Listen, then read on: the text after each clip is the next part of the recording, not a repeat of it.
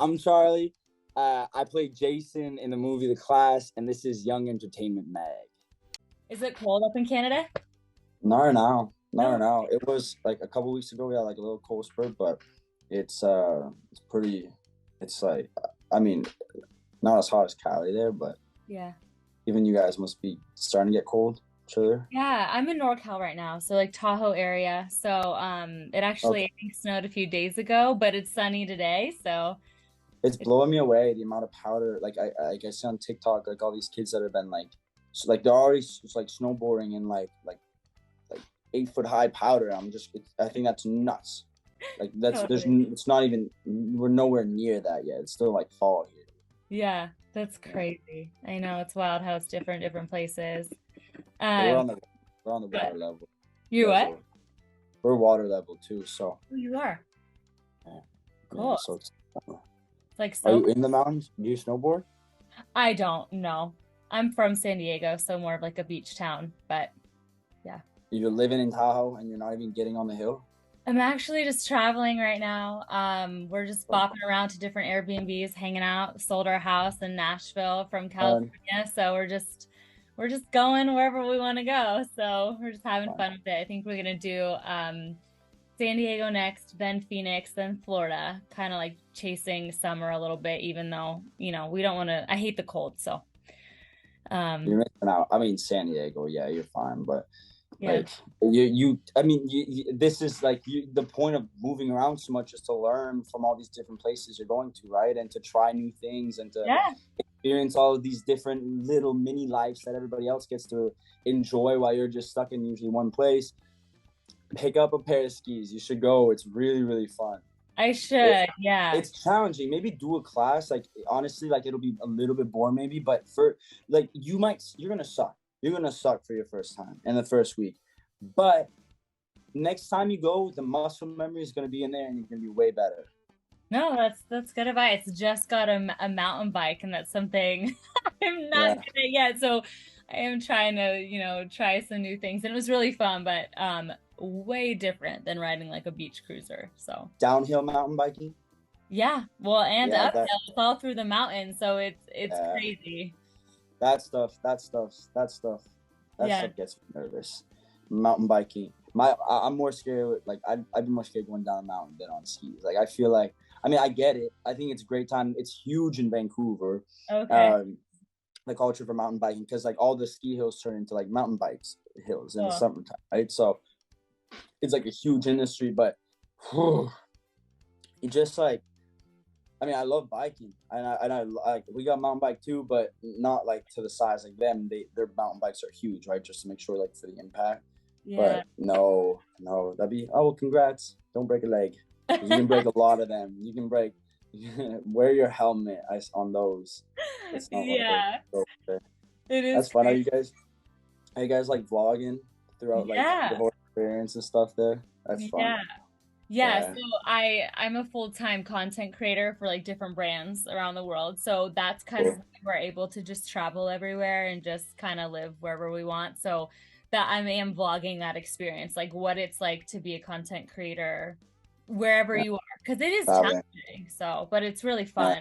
It's Do y'all got wild. do y'all guys like got like a really nice bus and stuff, or We used to. We renovated an RV like 3 years ago, and we traveled across the country in that.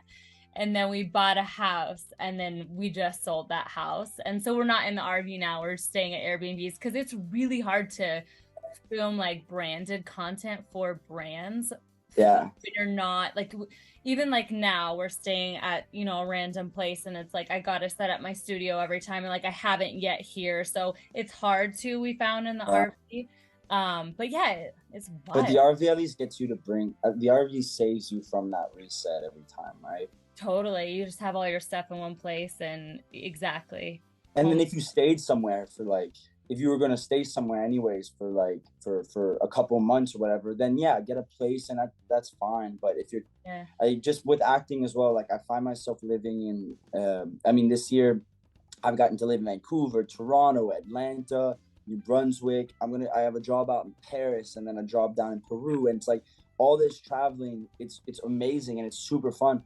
and you get to experience all these different lives and all these different cultures at the same time. But that one aspect of resetting every single time, like every finding, because like you want to, because usually when you're traveling, it's okay to find a bit of like when you're not connected to yourself or very grounded, right? But when you do it so much in your life, then it's like you need to find some sort of stability and some sort of grounding every time you are in a new place, because you'll just burn out without it, right?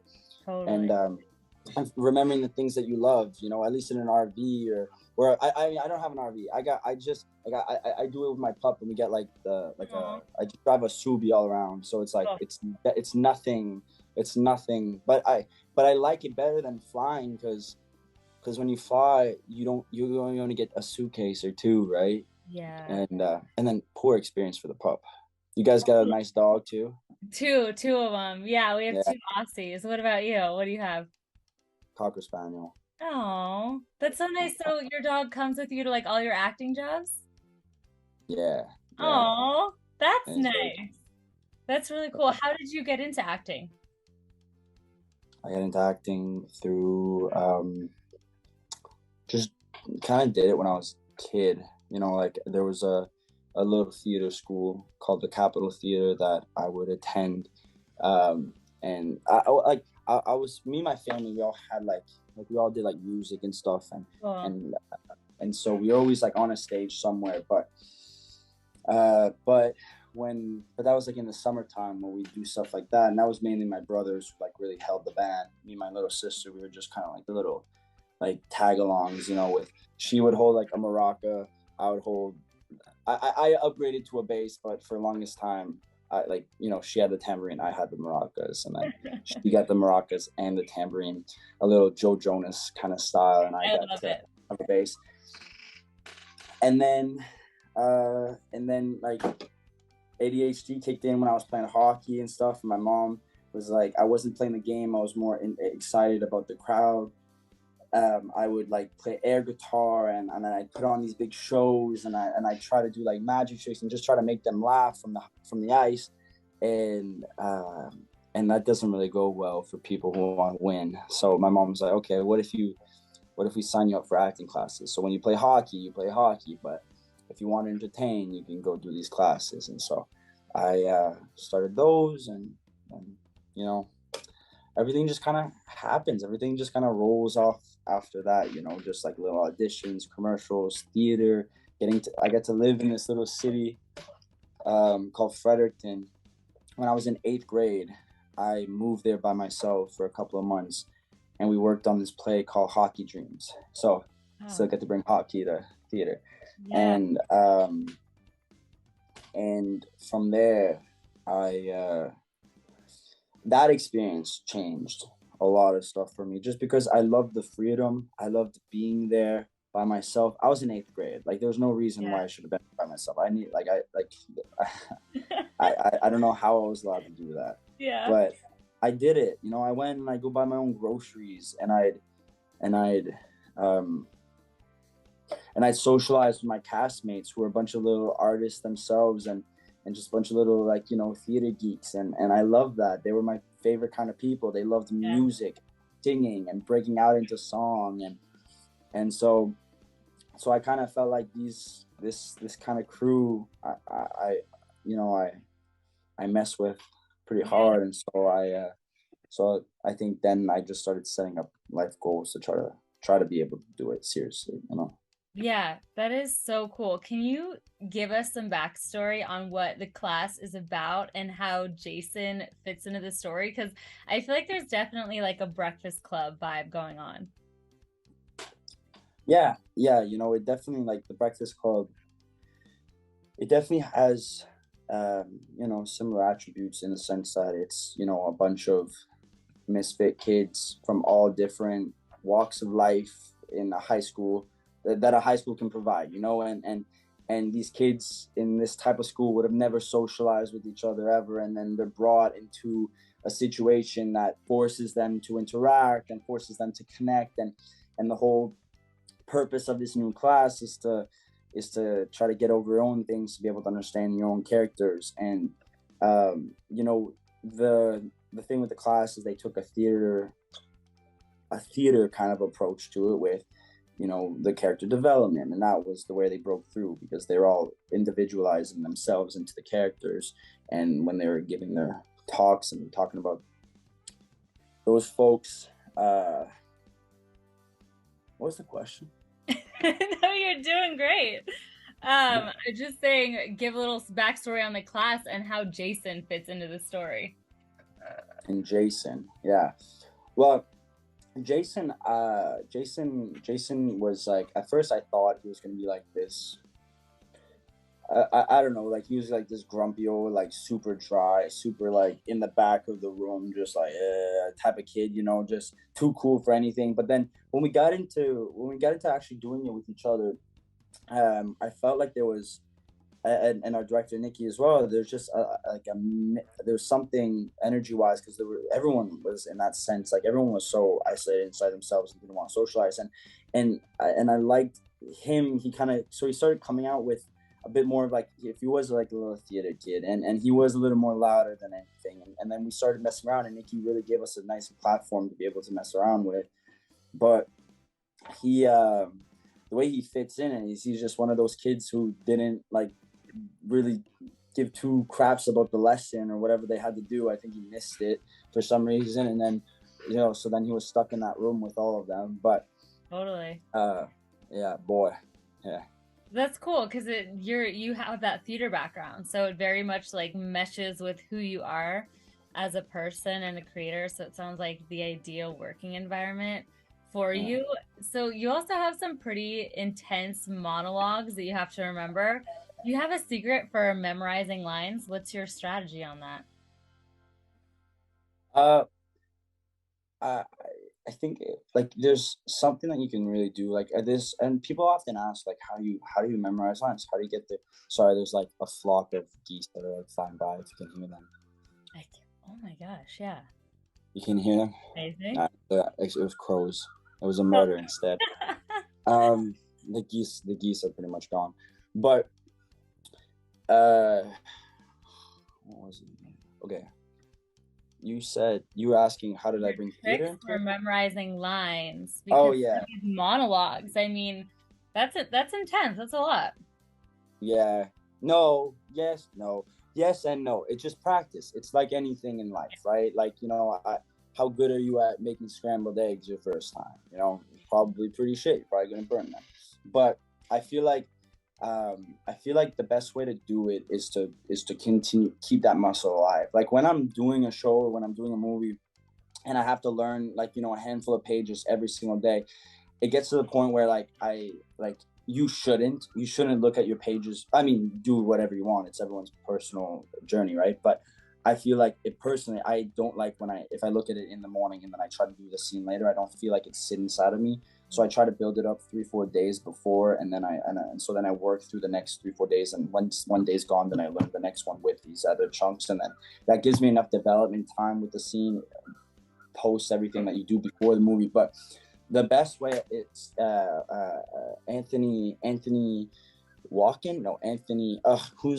Who's the actor in Silence of the Lambs? I know who you're talking about, but the name's slipping my mind. Anthony. I once read an interview where he every single day. Close my window. Every single day he picks up a new not a monologue but a new poem, and so, which is basically like a monologue poem, whatever. And so he develops his poetry skills, but he also develops his learning skills, and he also reads. If he's doing a movie, he reads that script. He tries to read every single day. And so at the end of it, you know, two things from that is just the practice of doing it for the muscle memory to try to retain it, and also to try to understand what you're saying. You know, and when by practicing you understand it, and hopefully by understanding it you know learn it at the same time, and not psyching yourself out. And that's probably the biggest place where people like will lose their lines, is they'll get up on the stage and then they'll be like, oh my god, I forgot them, when in reality that's just their nerves talking. And if they like quiet their nerves a little bit, they'd be like, no, I know exactly what it is. Yeah. you know? Brilliant. Totally. Do you have what's your strategy for silencing your nerves in those moments? Or do you not really get nervous anymore? Oh, you get nervous. Yeah. Yeah, nervous is like I mean, I love getting. I love. But like like there's someone who once told you like try to identify nervousness as excitement, and I think Mhm. they're really right about that. Yeah. That's all it is. Is just you about to do something that's a little different, Yeah. and you're overthinking it, and everyone gets nervous. Everyone gets a little voice inside their head that says you're gonna suck, you're not gonna do this well, and you know what, you might suck, and you really might not do it well. It might be terrible, but who cares? We all do terrible things. It's like making a shitty thing of scrambled eggs. It's sometimes they just suck. One morning, Totally. you made them as a million times as you want, but Yeah. and I think once you're okay, if you can develop some sort of comfortability in sucking and some sort of acceptance that we're all just trying things. Yeah. Everybody in this position would just be trying it. So what's it different to you trying something, and trying to make it exciting for you. I think it'll be better that way, because it'll be more your voice if it's exciting for you than if it's the idea of excitement for somebody else. Totally. And it's it's interesting that you say that too, because I had this realization the other day. I want to see if you feel the same way. I used to identify nerves as like if I was nervous in a moment of a performance, that automatically meant like, oh, I suck right now, or oh, I'm gonna look nervous, or it's gonna come across like I'm nervous. And I had this moment the other day. I realized like I can be nervous and it's different in every situation, but it doesn't mean that I sucked. Like I could fully be super nervous and get through. I had to interview some pretty profile people in person recently, Mm. and I was nervous and I was beating myself up a little bit. And then I watched it back and I was like, no, I crushed it. But prior to that, I totally was believing like, oh, if I'm nervous, I clearly Mhm. am sucking and people can tell. But that's not always true. Like you can mask it and people don't always know that you're nervous. Do you think does that They don't feel know. They don't know resonate? who you are. They Yeah. don't, they don't know your little ticks and all your little things that you do when you're nervous. They just think this is you and you doing your interview. Totally. Like they don't. And if you walk into the room with the mindset of, oh, I'm gonna suck, then you're starting off on the wrong foot Oh, right for away. sure. Right? You have to walk in and be like, look, I'm gonna be so good at this. Yeah. People are gonna love me for this, and they're Yeah. gonna laugh, and they're gonna do all these things that I love to see. And even if they don't, at least you got rid of that voice at the start, and you just let yourself try to be a little more comfortable in your skin to start. Yeah. I No, like that. totally. Hey, well, you gotta spill the tea. Who are you interviewing? Who made you nervous? Oh, so I interviewed are you into country music? Yeah, I love country music. Okay, so I CMA Fest.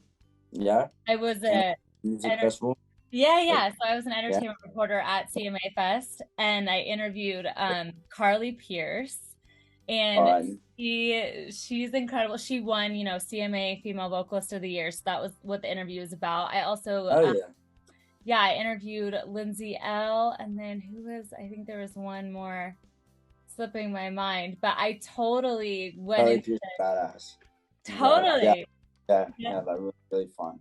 Yeah, and it's especially at events like those, it's like you have 3 minutes to ask all these questions, and there's a ton of people around, and it's so high pressure. But that was definitely like a pivotal moment for me. I was like, okay, cool. Like I can be nervous and I can hang with that, but I can also still kill it. And like I needed that. I needed that Yeah. reminder, especially after like COVID and being, you know, you're in your house for forever, right? And it's like just sometimes it's kind of easy to lose your social skills or forget what it's like to even like touch base with people in real life. So Yeah.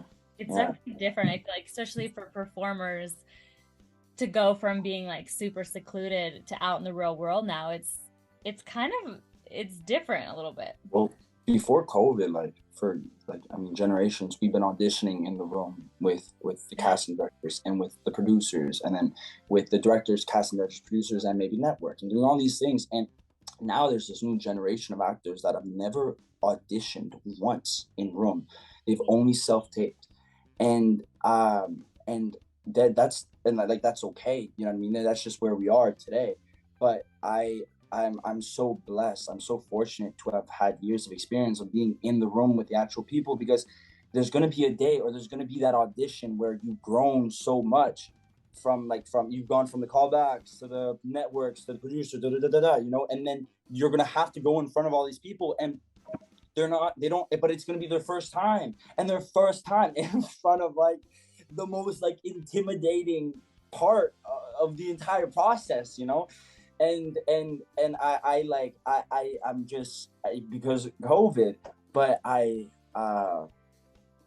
don't even know where I was going with this, but it's just the same thing, you know. It's like when you're saying, when you walk into a room and you feel like you haven't done this in a little while, how do you do it? But like, when do you ever walk into the grocery store and be like, how am I supposed to do this again? You know, you just do it. You don't think, you don't get stressed about picking out your eggs. You know, I know I mentioned eggs a lot. I just did groceries and I bought some eggs because I've been missing my scramble for a little while. But I'm not sponsored by a farm or anything, even though Should be. Yeah, at this absolutely. point I feel like I should. These guys and Yeti too. I feel like I need a nice little, or Totally. maybe moose light as well. Moose head. Yeah, Yeah, that would yeah. be the perfect little partnership. So, what was your favorite thing about playing Jason? My favorite thing about playing Jason was what Nikki just said. Like, hey, like what? And Nikki was just like just our director, Nikki, right? Yeah. Chalosi. It was just like filling the moments. It was just like I need stuff in between and all these reactions. And there's so much dialogue, and there's so much time that you guys aren't doing anything. So if you can just fill them in for me while the camera's on you, I'll appreciate it. And because because I didn't want to do the whole grumpy eventually, and then I gave myself the freedom to talk, then I was allowed to just and try stupid things. And I'm sorry, I keep cussing, but is this a PG like interview? We Is can this a bleep it YouTube? out. We can Okay, bleep it. Don't worry. All good. yeah, because you know, I was watching The Voice yesterday, and they had changed a song, and they weren't allowed to, but they were allowed to say crap, and I was like, uh, what song was it? It was the guy and the girl, they were singing. It was like, anyways, great performance. Oh, it was calling again, drawing. It was Billie Eilish, Oh, driving okay. home under the Yeah. influence, and then anyways. So back to what I was saying about what I enjoy being with Jason. I love the cast. We had a great time. That's We amazing. really did. It was really fun getting to. It's my first time living in Chicago, and we were right on the outskirts. So we always try to. And I was the only one with a car. I'm Oh my pretty sure. God. So yeah. So I was like, so we were always like taking rides, and we're going down to the city, and like it was. I mean, they're always fun experiences, right? It's like going to summer camp for a little while, and everyone gets to, be themselves in these really cool, unique ways and these creative ways, and and so and we were really blessed with I think our cast, like for the people that they were beautiful little souls that loved to Oh, connect and just wanted to, and they liked adventures. Like at the end of it, when we all wrapped, we went camping up in Sleeping Bear Dunes. And on your little road trip, have you been? no, I've heard of it. Okay, it's worth it. And Okay. there's a really cute little city that you're gonna go by. It's like nice little waterfalls and stuff. Yeah, you guys gotta go. Okay. It and we drove up, and like we didn't realize. I thought it was a 2 hour drive from where we were in Chicago, but it ended up being like a 7 or an 8 hour drive from where we were in Chicago, or like a 6 hour drive.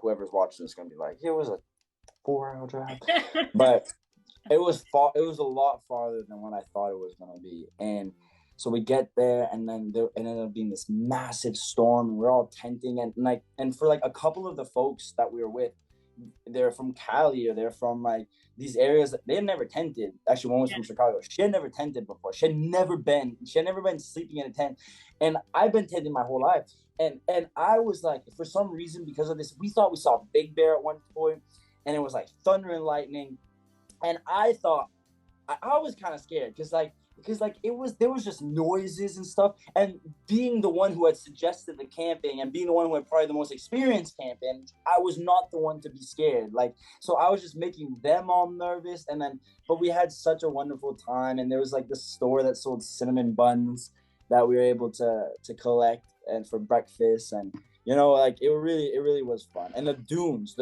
were incredible. We hiked to them. We found our way off trail at one point for some reason. I don't know how we did that, but then we ended up through these dunes, and now we're walking. It was like heaven. It was just peace, quiet, nothing around us. We were walking towards the water and just sand, like it's like a desert worth of sand. And then we get over an edge, and then there was this dude that was like tanning naked, and we were just like all of us, we were like 6 or 7, and we were just there like he was like in the middle of like the trail that we were like going through, and so like we were just like hey, like trying to make him notice, because he was like passed out, didn't notice, but everything was showing. And anyway, so we went through, and it was a good time. It was a really good. You gotta go if anybody's listening. Anybody should go. Dunes. No, I gotcha. That was, you probably don't remember. Do you remember the old Disney movie growing up? What was it called? Tourist Trap. Do you remember that? With Tourist Trap. No. What's his last name? Radcliffe? No. Tourist, like tourist.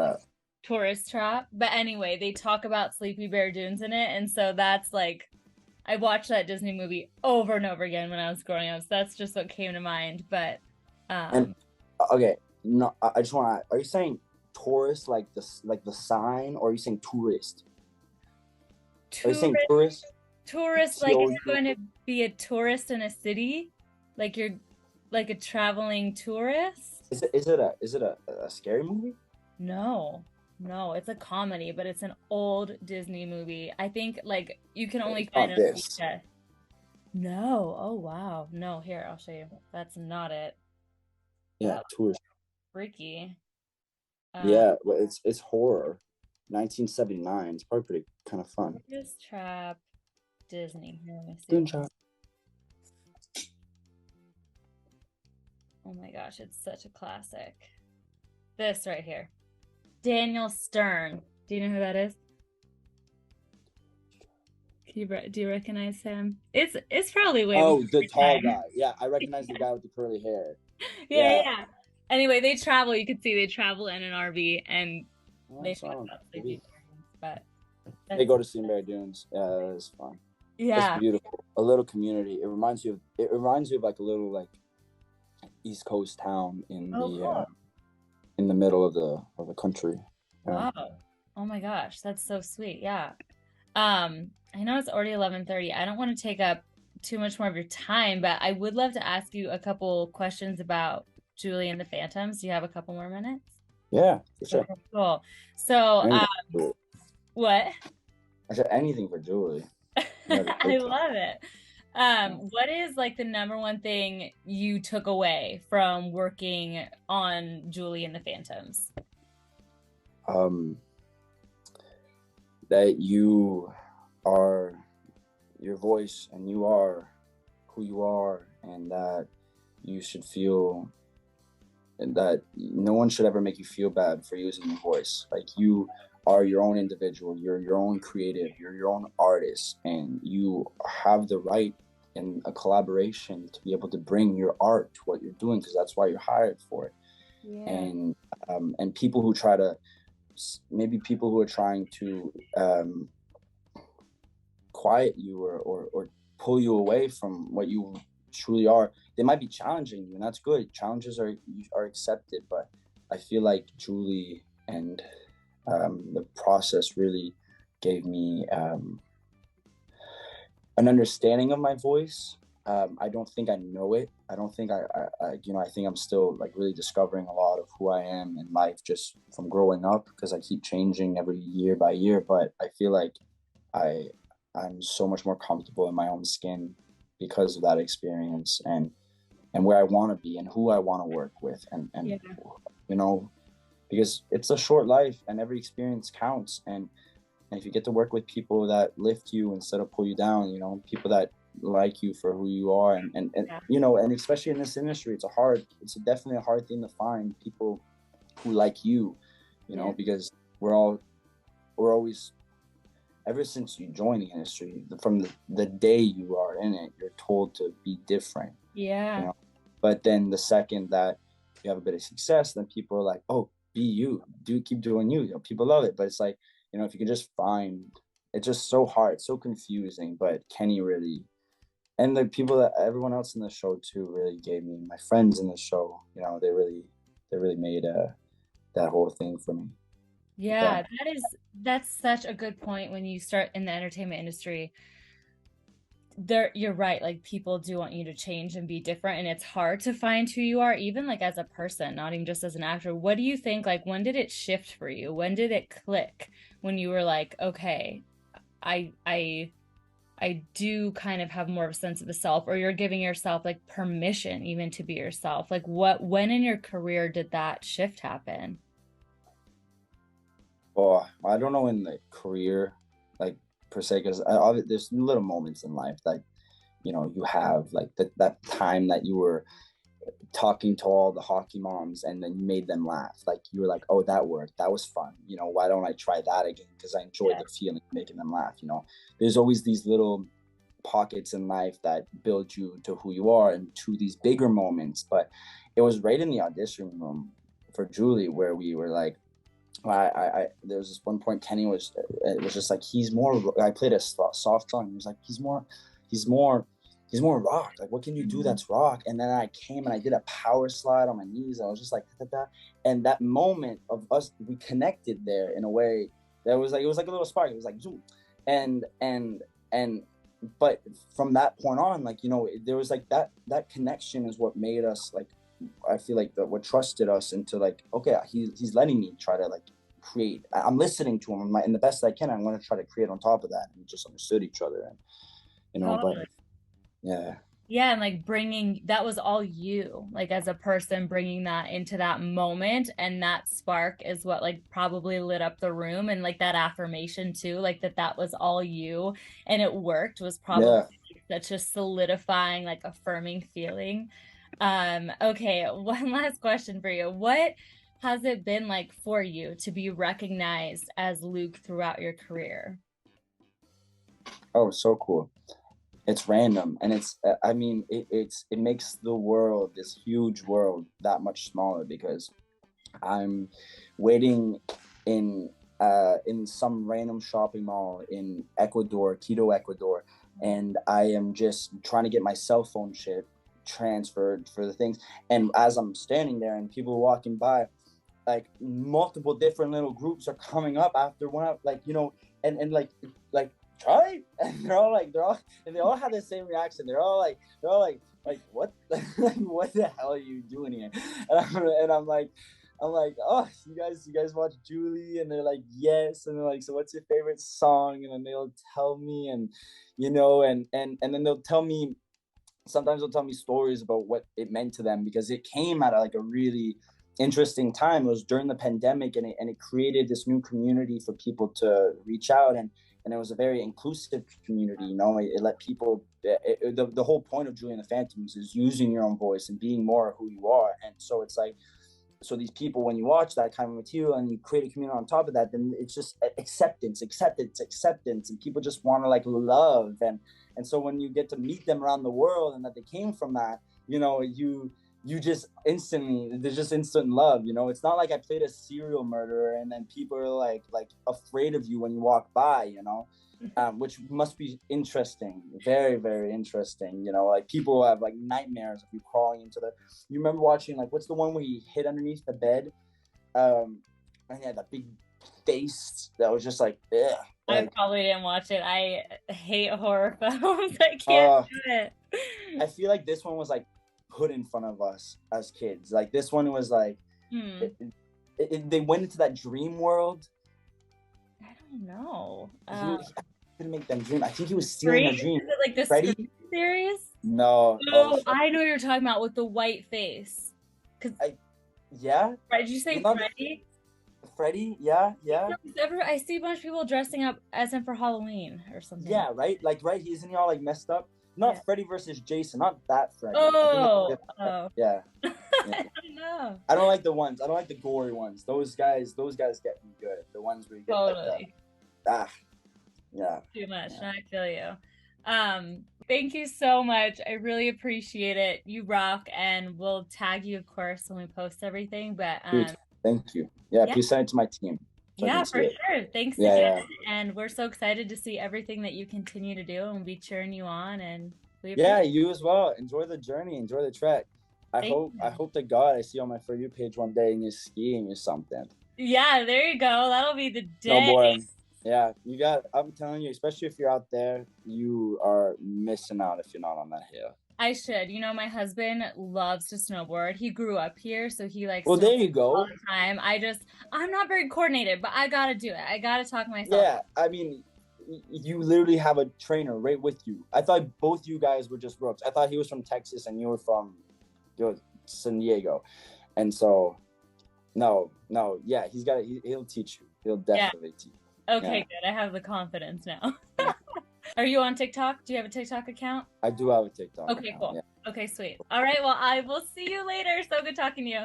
Yes. Thank you. Have a good day. Bye.